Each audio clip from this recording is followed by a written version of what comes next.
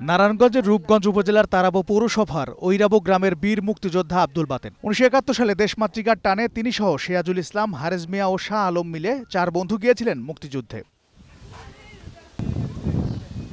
আব্দুল বাতেন মিয়া যুদ্ধের জন্য ট্রেনিং করেন পিনু কমান্ডারের নেতৃত্বে। যুদ্ধে গিয়ে তারা 4 জন পাকিস্তানি সেনাবাহিনীর হাতে ধরা পড়েন। পাক বাহিনীর গুলিতে 3 বন্ধু মৃত্যুবরণ করলেও আব্দুল বাতেন মিয়া প্রাণে বেঁচে যান। উনি 1971 সালে তানি সহযোগিতার সাথে যুদ্ধ নামছিল। পরবর্তীতে একসময় উনি পাক হানাদার বাহিনী ওনাকে নিয়ে যায় ওনার সহকারী সহ সবাই মাইরা লাওয়ার লাগিয়া একসাথে জড়ো করছিল।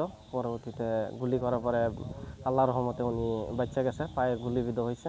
দেশ স্বাধীনের পর তিনি বিয়ে করেন। সংসারে আছেন স্ত্রী হালেমা বেগম ও 3 ছেলে 2 মেয়ে। বর্তমানে অভাব অনটনে খেয়ে না খেয়ে দিন কাটছে তার। অসুস্থ থাকায় শেষ ভিটেমাটিটুকু বিক্রি করে এখন নিঃস্ব তিনি। জীবন বড় কষ্টই করছি, আজ পর্যন্ত কষ্টই করি। অনেক যাও একটু আনি স্বামীর বিদে আছি, বেচ্চা কিনা খাইছি। আয়সা চিকিৎসা করলো এ বাড়ি বেচ্চা, তারপরে কোনো সরকারের সহযোগিতা থেকে আমার বোনের জামা পাইল না। বাতেন মিয়া জানান, আওয়ামী লীগ সরকার 17 বছর ক্ষমতা থাকা অবস্থায় যারা যুদ্ধ করেননি তাদের ভাতা দিয়েছেন। যুদ্ধ করে গুলিবিদ্ধ হয়েও সরকারের কাছ থেকে এখনো পর্যন্ত কোনো সহায়তা পাননি বাতেন মিয়া। 1971 সালে মুক্তিযোদ্ধা গেছিলাম, ওর সময় গিয়ে আমি ভাই গুল্লি খাইয়া পঙ্গু হয়েছি গা। সরকার 17 বছর আইয়া কত মানুষের ইয়া করে কাট করে দিতে, আমারে কাট করিয়া দেয় নাই।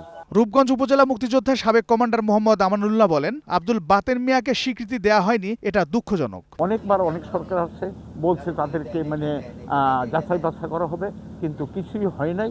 আমি সরকারের কাছে বিশেষভাবে রূপগঞ্জ উপজেলা মুক্তিযোদ্ধাদের পক্ষ থেকে আমি অনুরোধটা করছি। বর্তমান সরকারের আমলে সঠিক যাচাই বাছাইয়ের মাধ্যমে বীর মুক্তিযোদ্ধাদের মূল্যায়ন করা হবে, এমনটাই আশা সংশ্লিষ্টদের। জাফর আহমেদ শিমুল, গ্রিন নিউজ ডেস্ক।